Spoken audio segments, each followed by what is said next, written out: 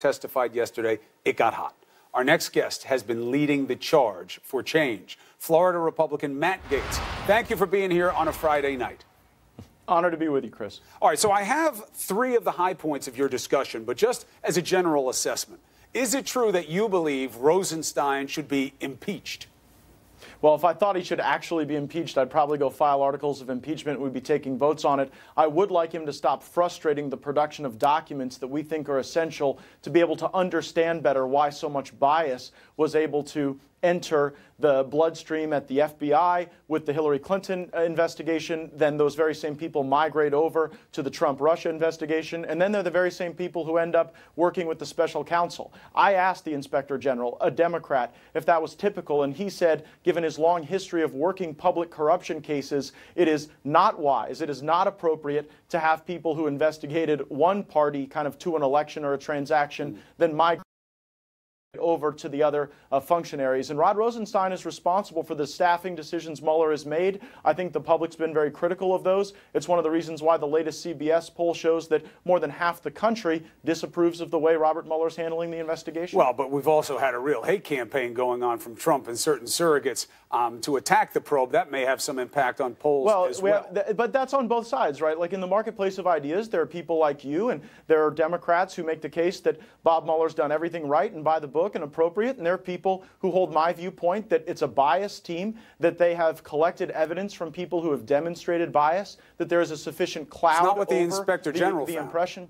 Well, actually, if you look at Chapter 12 of the Inspector General's report, it's the one area where he says he cannot rule out that bias was the reason why in one specific aspect, he says he can't, which is the prioritization of the Weiner emails versus what was going on with Trump. So he doesn't say it overall. Right, but that's overall, a big he deal, says Chris. There was no proof of bias that he can point to. Specific to that, was he in says the Hillary he Clinton can't determine. investigation.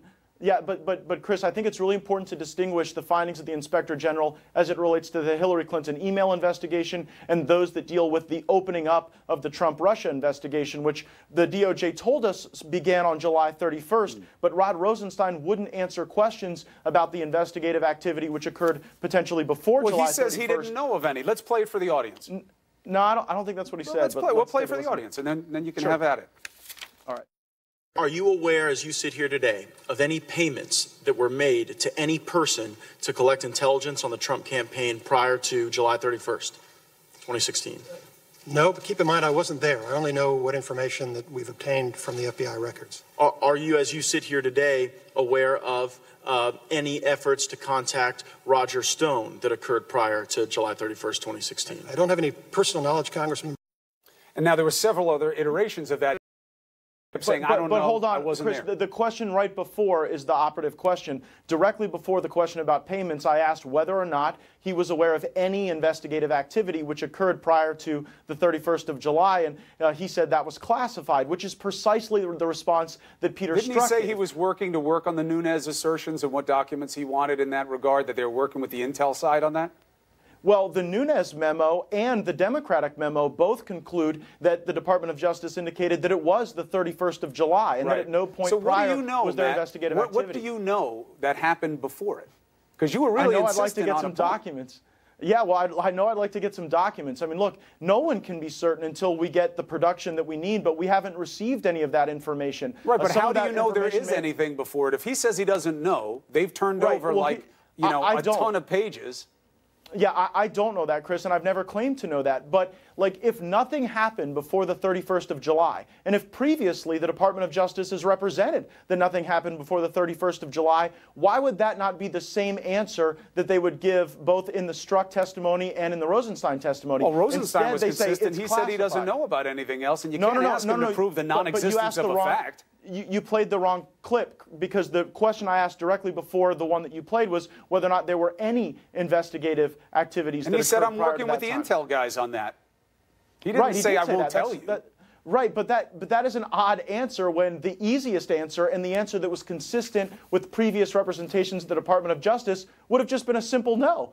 I mean, that's why more than half the country believes that there is political motivation behind the Mueller probe. And when they see the text messages between Peter Strzok and Lisa Page, particularly saying, no, he won't, we'll stop him regarding a Trump presidency. Right, but Strzok testified that these were just the personal musings of intimates. And what I'm saying is, if you're going to push him so hard about something, you should know something that might be there. Here's what we know. Here's what we know as far as the timeline. Right after he made that statement about stopping a Trump presidency, it was only 6 days later that he was referencing an insurance policy in Andy McCabe's office. Right, but again, you had an inspector general look at it. I just don't know where the fact is to back Chris, up the allegation. the inspector general said he had never seen anything like this. When asked by Congressman Jim Jordan, who you've had on the show, he said that never before in his career had he seen, like, essentially the entire leadership team of the FBI removed, demoted, reassigned, referred for criminal prosecution in some circumstances. That shows swift action, even though the guy didn't say bias. I want to get to another. Well, some of that swift action was by the president, by the way. That wasn't swift action by Mueller. It was the president who fired Comey. And by the way, took a lot of grief on your network when he did so. That decision seems to have been vindicated by the inspector general's report. That's because of why he did it. But I don't want to go into that rabbit hole right now. I want to play something else that you did with the FISA application, because again, it goes to, what's motivating the questioning here. So let's play this. Did you read the FISA application before you signed it? I'm not going to comment about any FISA application. So you won't say to this committee whether or not you even read the document you signed that authorized spying on people associated with the Trump campaign? Well, I dispute your characterization of what that FISA is about, sir. No FBI personnel briefed me on it. The process, sir, is that these FISA applications and renewals first come up through the FBI chain of command. They are sworn under oath by a career federal agent. I'm not the affiant. But you signed it. I'll explain the process to you. Did you thoroughly review it, yes or no? I want to explain the process to you. I'm out of time. Well, he got to answer the question, but there were two things on that, Matt. I mean, you did a good Matlock deal on that guy. I mean, that was an intense line of questioning, but two things.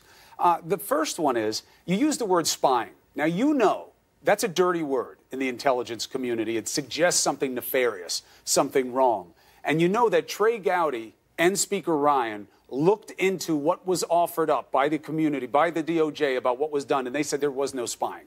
Everything was done right. So is that a fair characterization for you to use? Yeah. I think that Trey Gowdy is pretty upset right now that they may have said things to him and then he may have said things to the public that were not true, because if there was investigative activity that occurred before the 31st, which again, I'm not certain That's not spying. But I'm sure suspicion. Well, I use the term intelligence collection more frequently. I think I use spying because I was running short on time. But it's a dirty word for him. Well, I should have used the word intelligence collection, because that's actually what I'm concerned about. Whether people refer to that as spying or something else, that's really immaterial. The question is whether or not they were running informants, whether they were running intelligence against the Trump campaign. And, didn't you think it was weird, Chris, that Rod Rosenstein wouldn't either just say, yes, I read it, or no, I didn't? But here's why, though. This is the only thing I thought that you did. If he had read it, he would have said he did. This is the only thing that I thought wasn't fair, because you know what this procedure is, or at least I think you know. And when he gave the full answer, which we don't have time to play, but people can go and look, and they should do their own homework and read the transcript. This is a very detailed review process that has a lot of layers. When he said, I'm not the affiant, that means he's not the guy who can vouch for all of the actual reporting that goes into the application. I just want to know if you read it. But the way the procedure works, which he told you and is actually 100% accurate, is that all of these layers go into these applications. That's why they're so fat. Ask Trey Gowdy. And then they go to him, Rosenstein.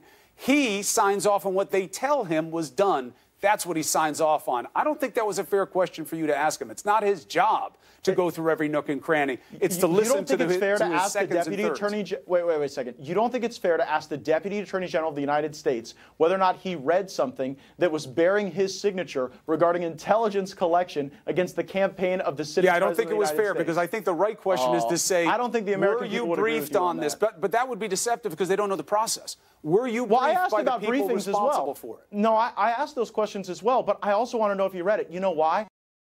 I have reason to believe that he told Speaker Ryan and Trey Gowdy that he did not thoroughly review these things. Well, and that would be really important to know, because he's ultimately responsible for the conduct of Robert Mueller. But then you should have produced proof of that, and that would have been a different conversation. Well, I didn't have proof, which is why I asked the question, but the fact that he wouldn't answer the question was really darn suspicious. I got you. Matt Gaetz, thank you for making the case here on the show Friday night. You're welcome back whenever it matters to the